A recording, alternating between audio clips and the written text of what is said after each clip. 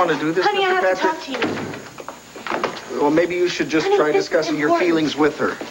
Please. Mr. Patrick, I tell you what, why don't you just try and calm down and think about this rationally and give me a call back later? Right. Okay. Bye-bye. Damn, Cassie, you know our clients pay our bills. That makes them important, too. Tom hired Benjamin Rush to defend Mary Lynn. Benjamin Rush? $700 suit, Benjamin Rush? Yes.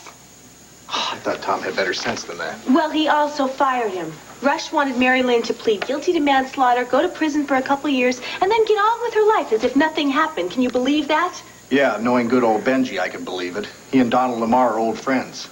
The idea of accusing Donald of trying to rape Lee must have given him nightmares.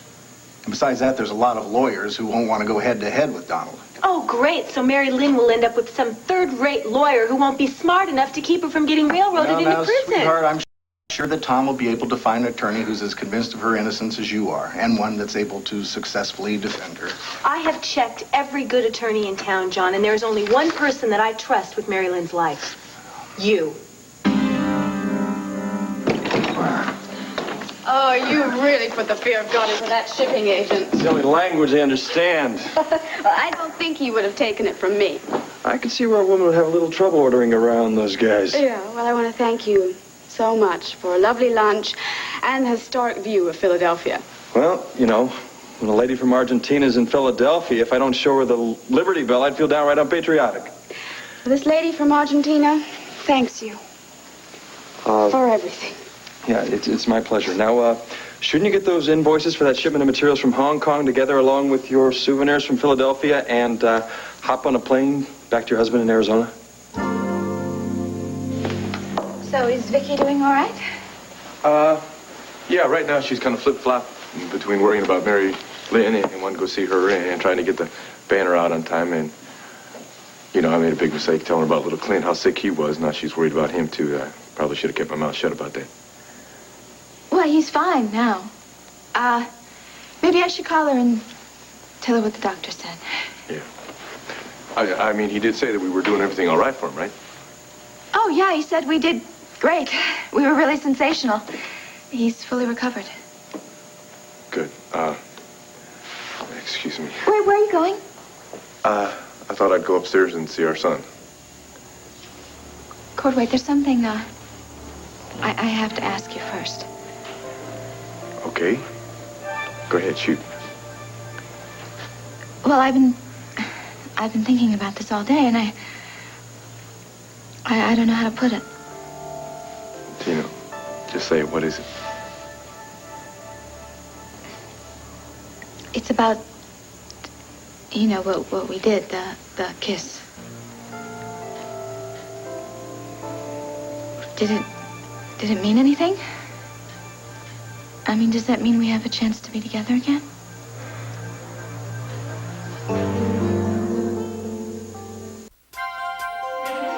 Here's what to do when you don't find the rainbows in this time. Here's where you go when it looks like the rain won't end. Don't cry. I'll give you tomorrow. Let me be the one to share it with. And each day that follows, 'cause we only have one life to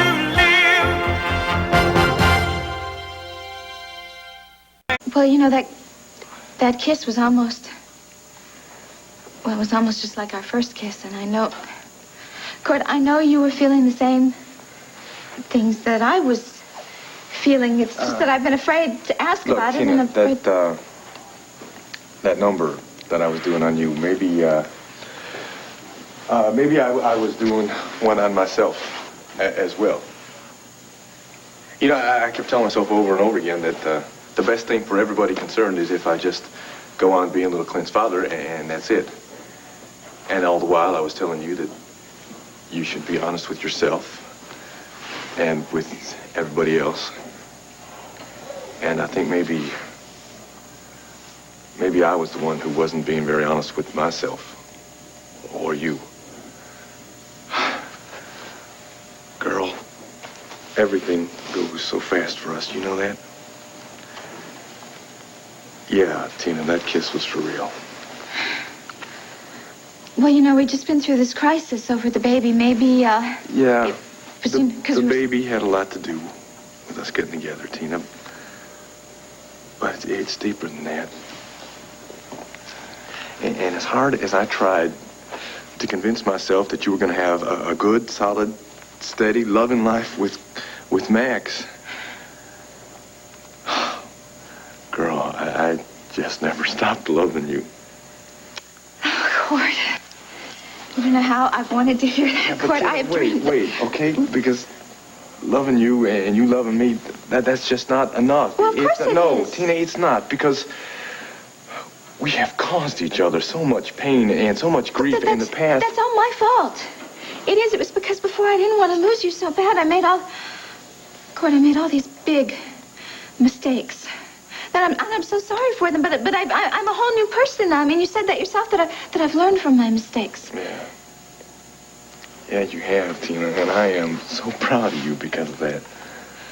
What, and you're afraid I'm just going to turn back into my old self, Cord? No, I mean, and I know I made a big mistake with Sarah just recently and everything, but I've learned from that, too. Yeah, you did make a big mistake, Tina. No, and I'm not saying that I'm Mr. Perfect here, because Lord knows I'm not. It's just that, Tina,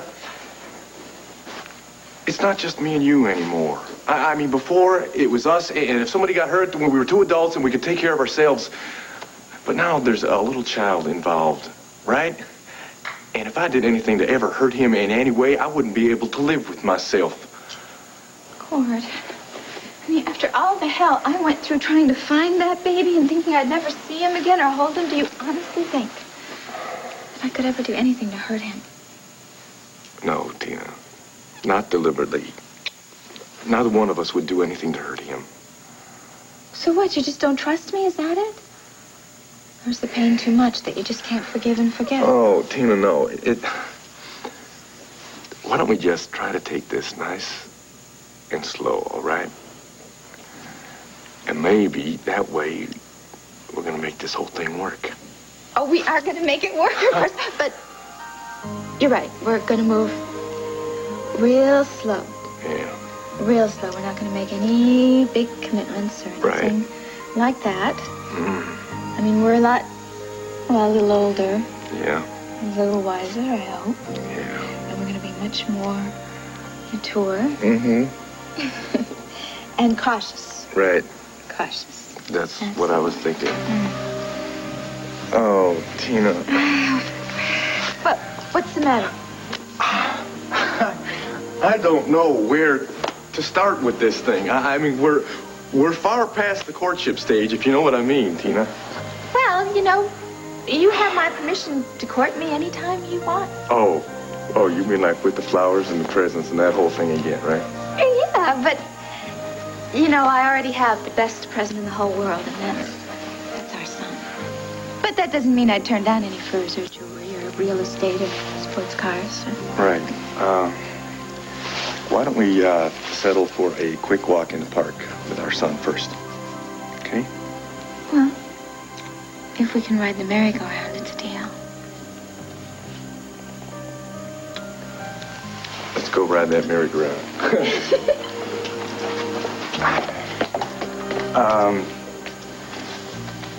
Maybe I better go upstairs alone to get the baby, huh? You stay here. I'll be right back.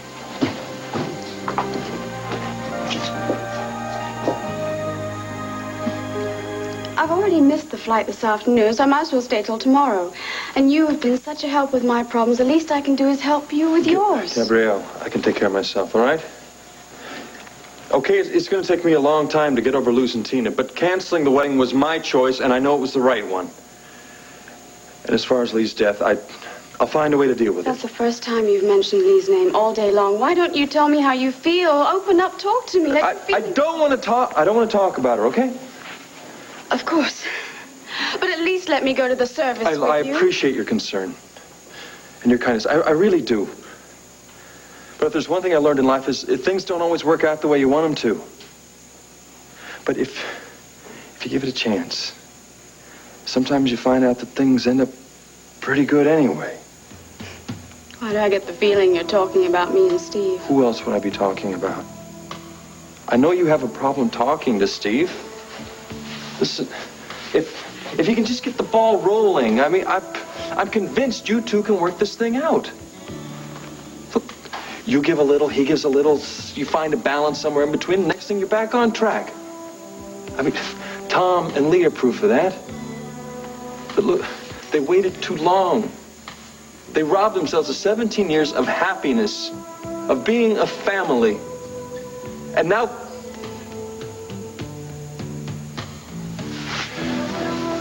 Go back to Steve Gabrielle. Come on.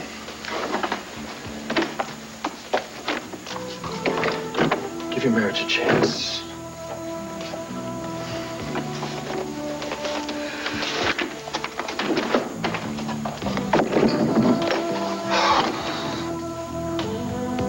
Everyone thought I was out of my mind when I said someone was murdered at Mountain View, but it just turned out to be Rob's father who was strangled. But you still can't identify the man who strangled him. No, I didn't see his face.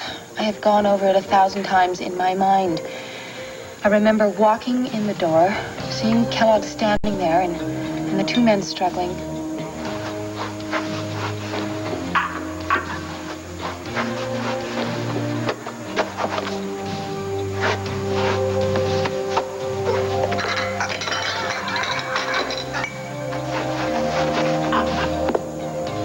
I'm sorry, Rob. I know this must be painful for you. So what you have here is a man in snakeskin shoes, strangling someone who turned out to be Alex Crown, whose face you didn't see, whom you can't identify, strangling someone who turned out to be Alex Crown. All right, what about the fact that Donald was in the television studio when they showed that tape of the murder that was supposed to drive me right over the edge and almost did? Lamar was also at Mountain View when Kellogg tried to kill Melinda. That could also be coincidence. But you don't believe that, do you? I mean, you've got the same questions and ideas about this guy as we do. Rob, his proximity to disaster disturbs me. Yes, that's true, but it does not constitute proof that he's involved in murder. All right. I think I have proof. What kind of proof? Remember when I went up to Mountain View to snoop around and get evidence against Kellogg? Yes, Kellogg tried to kill you. Well, before he threw the switch, Donald Lamar bursts in and they have a big fight. I know that. He saved your life. No, Donald Lamar deliberately killed Dr. Kellogg. Melinda, Kellogg's death was an accident. That's what Donald wants everyone to think. But Donald knew exactly what he was doing when he pushed Kellogg into that machine. He was trying to protect himself because Kellogg threatened to reveal that Donald was the one who forced him to kill Alex Crown. That's a very serious accusation. I know it, but it's the truth. Now remember, when I was coming back into consciousness, Donald kept saying, "Do you remember anything? Do you remember anything?" Well, I didn't then because of the electroshock treatment, but the other day it all came back to me. The conversation between Lamar and Kellogg saying that Lamar was the mastermind behind Alex Crown's murder. And you want to know something? Donald never once denied it.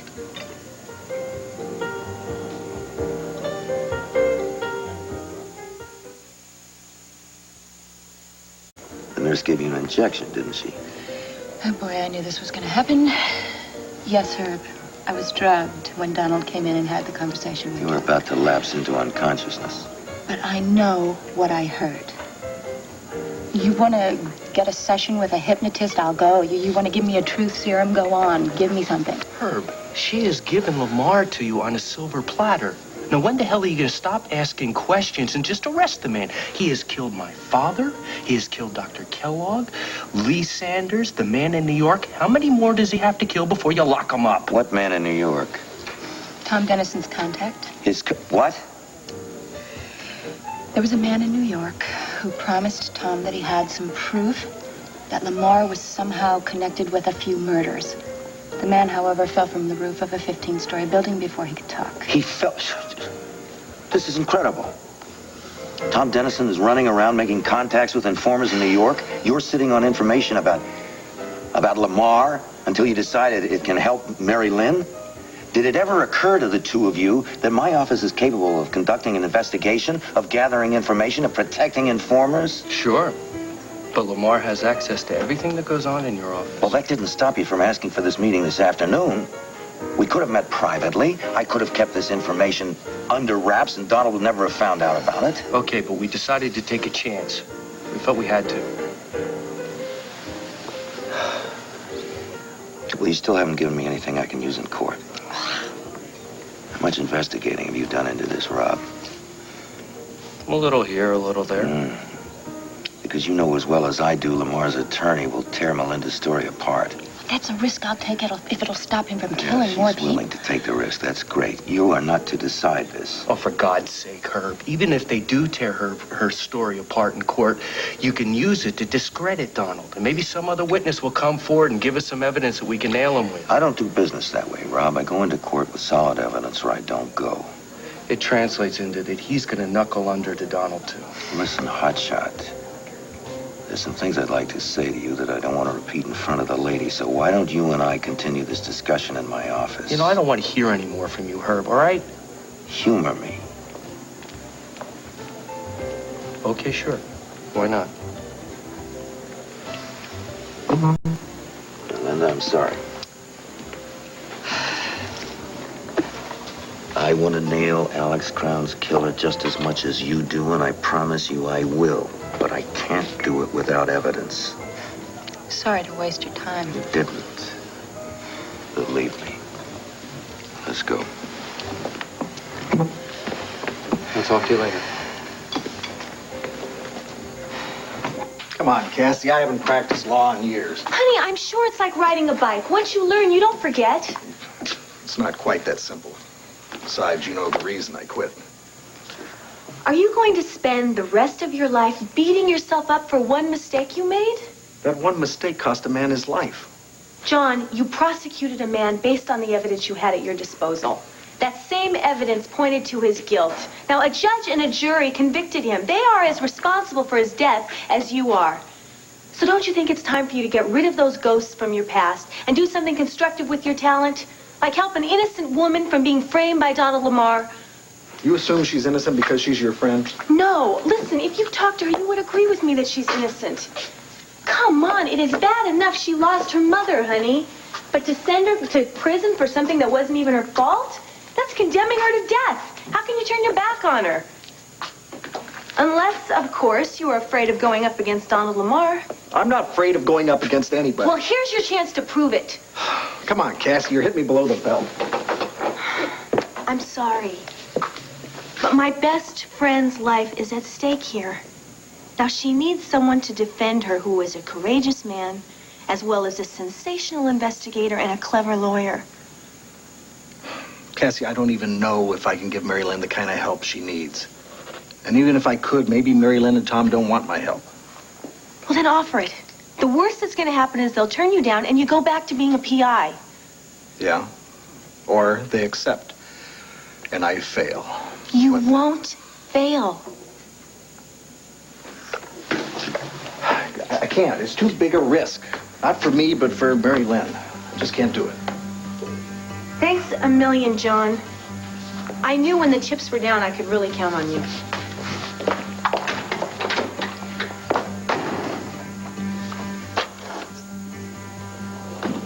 Tina. Oh, Gabrielle, I was going to call you later. When did you get back from Philadelphia? Oh, a little while ago. How's Max? I mean, I know how close he was to Lee. He must be devastated. Yeah, he's very upset, but covering as usual. What do you think I should call him? Maybe that would make things worse, huh? I don't think you should call him. Tina, he's still very upset about your breakup. It was his idea, you know. But I guess he was right. I mean, I'm always going to care for Max. I will, but I love Cord. And I guess now is not really a good time to tell Max the news, huh? What news? Well, about me and Cord. Gabrielle, I don't know, I couldn't wait. I couldn't hide my feelings all of a sudden, and I told Cord how I felt. I told him that I love him, and he admitted that he loves me, and we're going to try it again. Only we're going to try to do it right this time. Tina, I am so happy for you and for Cord. Oh, I'm a little envious. I wish my life would take that sort of turn. Well, I thought Steve knew now that you wanted a career and a marriage both. Yeah, that's only one part of our problems. Oh. Well, you know what I've learned? I mean, you're never going to be really happy until you're honest with everybody. And especially the man you love. End of my lecture, okay? Now, let me get this stuff here, and why don't you walk out with me to the car, and then you can say goodbye to Clint. Tina, would you mind if I make a phone call first? No, of course not. Okay, well, you go on ahead, and there's a big kiss for your son. Thanks. Well, now you keep in touch and you tell me what happens, okay? Absolutely. Remember, just talk with your heart. Everything will work out.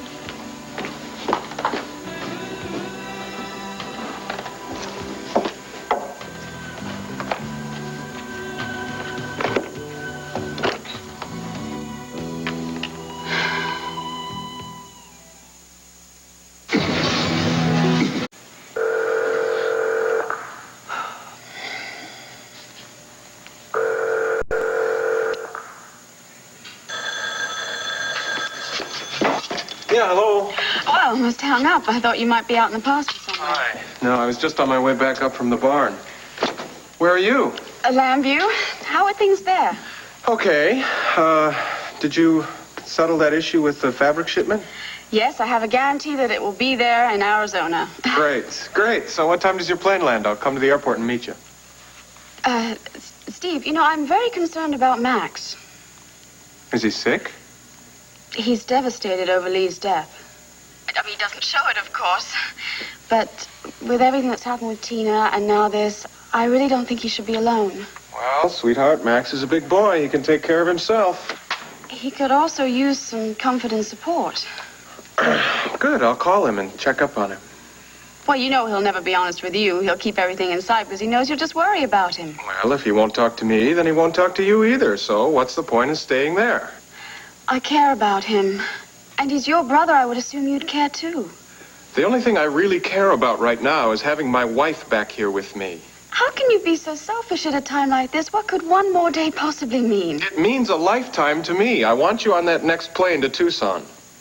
Are you ordering me around like a ranch hand? If you are not home tonight, Gabrielle, I swear I will get on a plane, fly to Llanview, and drag you there myself. Now, you be on that 6 o'clock flight.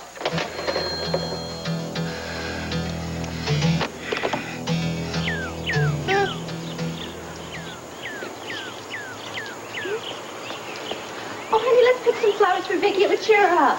Yeah, well, I don't know if it would cheer her up if she had to bail us out of jail, Tina. What?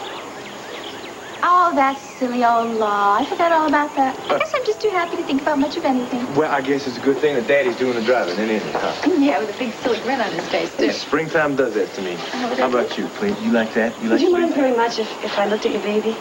No, not at all. Come on, Clint. Why don't you say hello to the nice lady? Hi there, Clint. Hi. Oh, you are a darling. Oh, he is, isn't he? He's at his best right now because he just got up from a nap. Oh, I'll bet he's no trouble at all, is he? Not so far. No. Do you have children? No. Oh, I'm sorry. I didn't mean to pry or anything. Oh. It's just that you relate so well to him. Yeah. Well, I'd love to have kids, lots of them, but I don't think it's in the cards for me. Oh, I'm so sorry. But you know what? There's this real interesting program on WVLE right now about infertility. Oh, no. That's not the problem. I just got divorced. It was final today. Oh, I'm very sorry about that. Yeah, well, being a happy couple like you and your wife kind of restores my faith in the institution of marriage. I guess I just wasn't lucky enough to find the right man. Oh, you will, honey. Don't give up. I found him, and so will you, and you will have lots of kids. I feel it. Yeah. Thanks for the vote of confidence. Count your blessings, darling. You've got lovely parents. Good luck. Thank you, you too. Oh, honey, it was not so long ago I was just like her. I was hopeless and depressed. And I should count my blessings, because you know what? I have two of the most important, best things on earth. I have our son, and I have you.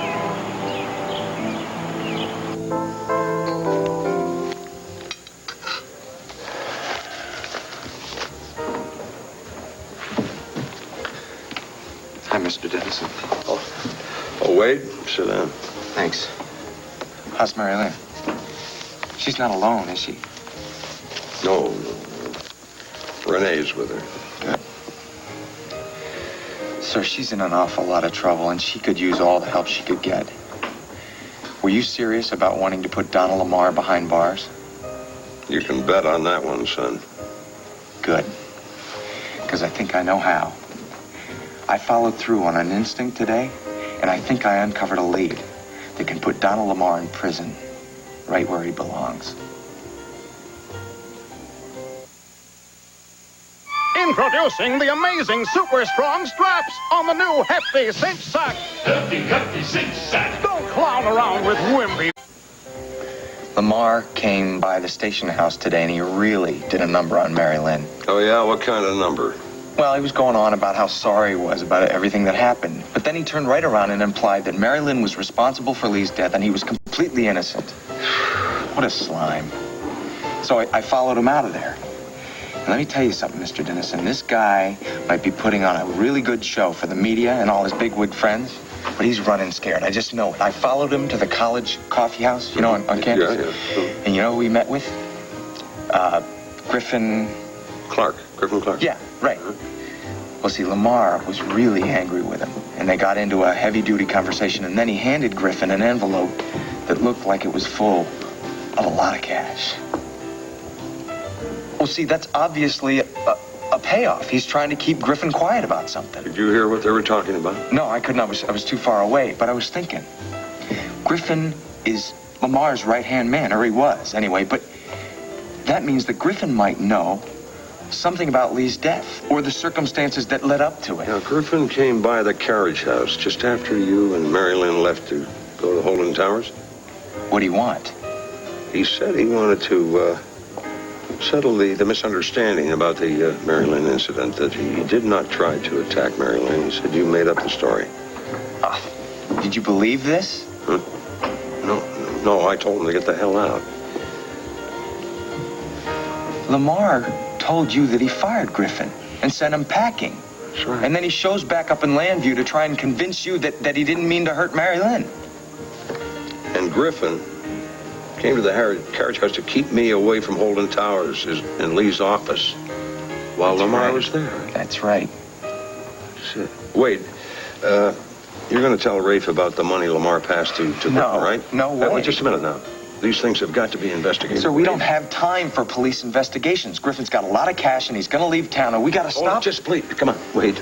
Please, don't go flying off the handle, all right? Look, I'm not going to trust those bozos that were so quick to arrest Mary Lynn. Besides, they're so afraid of Lamar's power, they won't act on that kind of information anyway. Wade, I've learned the hard way that these kind of things have to be handled by trained, experienced professionals. You know what they're going to say to me if I go to them? They're going to say, so what? Who cares, kid? Griffin worked for Lamar, and he was just collecting back pay. And then Lamar's going to find out I'm trying to tail him, and our lead's going to be blown completely. Talk to Herb Callison. He'll do the right thing. No, this is my lead. I want to follow up on it. Wait, Look, I'll call you later. Wait. Tina Max loved you. I mean, a man chased you halfway around the world. Oh, I know all that. I care a lot for him, and I will always be grateful to him for all his support and his love. I don't know, I guess it wasn't enough. And you know, it took so long for anybody to believe me that the baby was alive. I mean, right then, him and then Okay, all Rollo right, and... look. Why don't we just try to forget about all that, huh? Just try to put it right in the past. Yeah, concentrate on my happiness now. Yeah. You know, you deserve a lot of happiness, Tina. I don't know anyone who's paid her dues more. Or Clint. Clint, yeah. Oh, but honey, you've paid your dues, too. You have. I mean, you realize how much pain it has taken us to get to where we are right now? But you know what? I'm going to do my best to make up for it. Yeah? Come here, Daddy. I tell you, just looking at this little angel is going to help an awful lot with that. Right? You know, I just know that we all belong together here. Yeah. We do, Court. We were meant to be.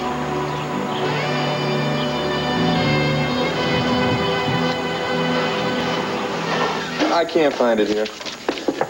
And look, somebody's at the door. As soon as I've got it, I'll get back to you.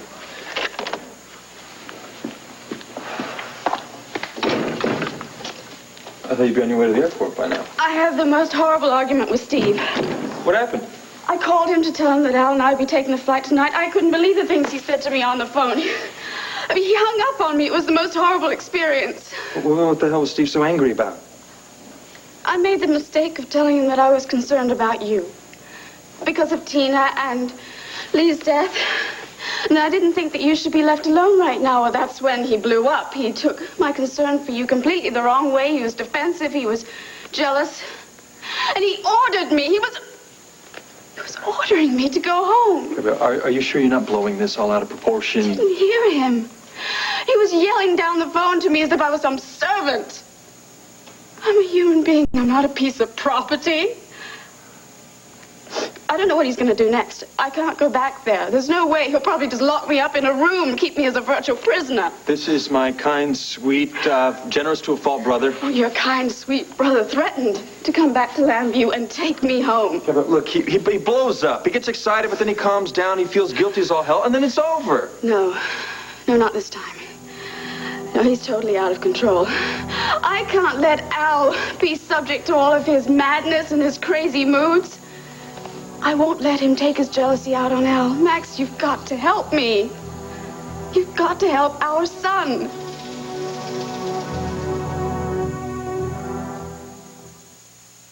Aqua Fresh Case History, 75. I don't know much about fluoride, but I do know that I've never had a cavity in my whole life. I'm not an expert on plaque either, but my dentist says that my gums are healthy. I've been brushing with Aqua Fresh.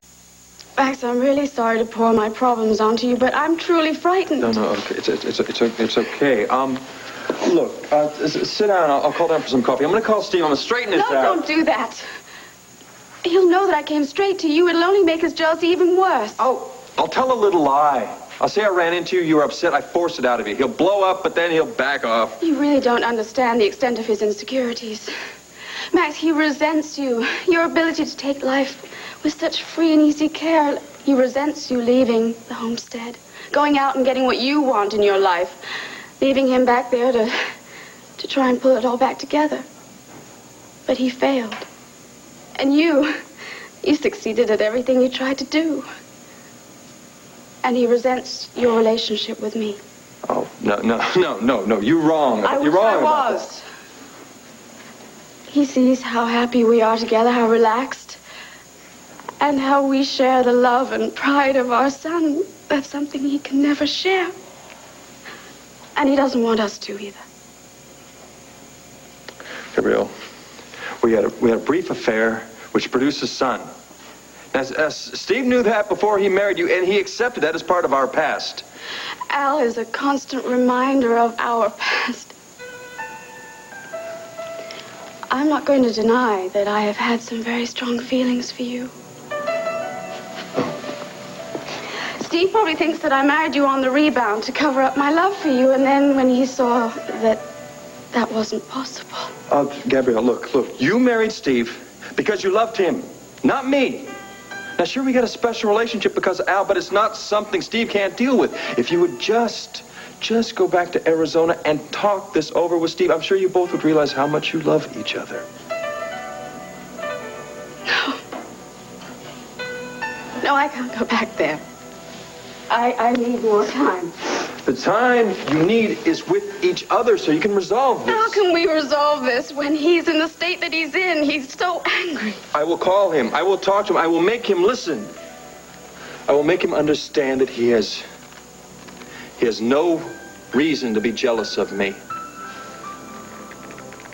He's my brother. My only family. I owe him that. I care about Marilyn as much as you do. And if you want me to talk to your father, I will. But I'm telling you, it's not going to make much difference. He's not going to do a sudden about face. Quite frankly, it's up to her attorney now. Oh, great. So it's adios, Mary Lynn. Now, look, Tom's going to get somebody good and everything will work. She doesn't need good, Rob. She needs the best. She needs someone who is willing to go up against Donald Lamar and all his friends. I thought I found the perfect person for this. But he is so busy making excuses that he's showing about as much concern as my father was. Who are you ragging on, Cassie? John.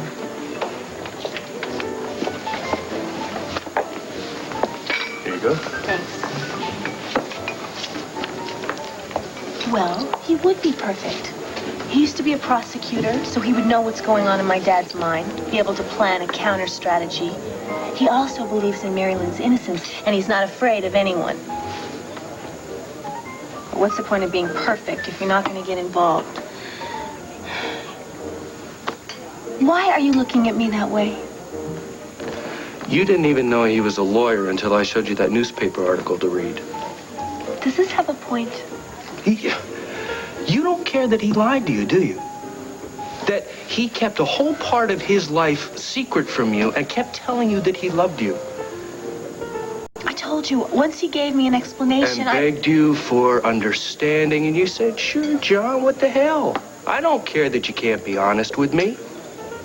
Well, if you can live with that, that's fine. But don't come complaining to me when he refuses to help Mary Lynn. Selfish people are that way. They don't get involved. Oh, this day has just gone from bad to worse. Ooh, you're right. Hi. Mind if I join you folks? Oh, be our guest counselor. I was just telling Cassie what a sterling fellow I thought you were. How I really admired the way you're sticking your neck out to help Mary Lynn in this time. You know, maybe if I knocked your teeth down your throat, I might be able to knock that stupid grin off your face.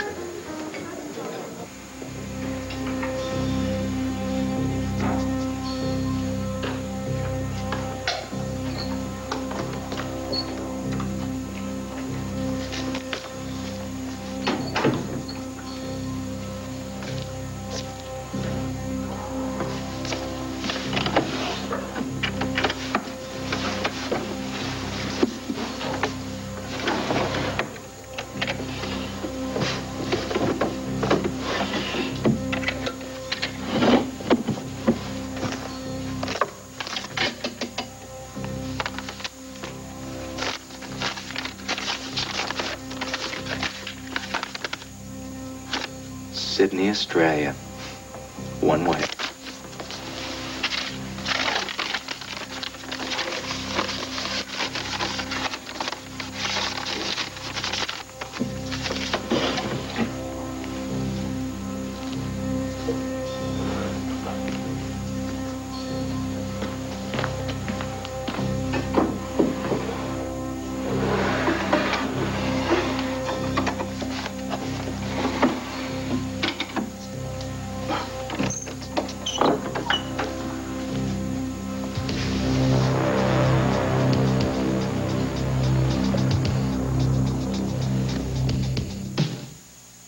Nothing says good. Boy, is that beautiful. Look at that sun setting over there in the west. I think maybe it's about time we started heading on home, huh? No, I don't want this day to ever end. Well, honey, we got plenty of spring days ahead of us. Then we're gonna have summer. And after that, we're gonna have fall, right? Well, that's what I mean. I want us to just hold on to this moment right here forever. Tina, come on. If we held on to this moment, think about all the fun and excitement we'd miss out on, huh? Yeah, I guess that's true. As long as you can promise me that all those days ahead will be filled with fun and excitement. Well, I guess that's gonna have to be up to us, then. Because it's gonna be our own responsibility to make our own happiness. Okay, we better get him home. It's starting to get chilly out here. Yeah, home. Llanview's home now. In fact, it's the only home I've ever had.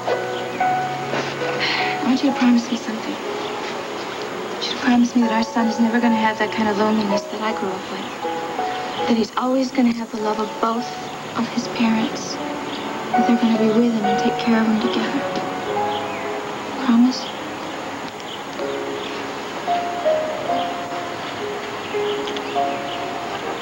That is a promise I intend to keep. Yeah, I promise.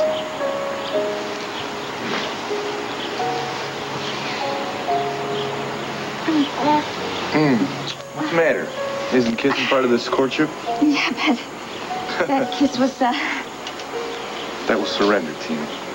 I give up. I've been fighting the way I feel for you for the longest time, and the war is over. You understand me? It's over for good. Just like old times, huh? You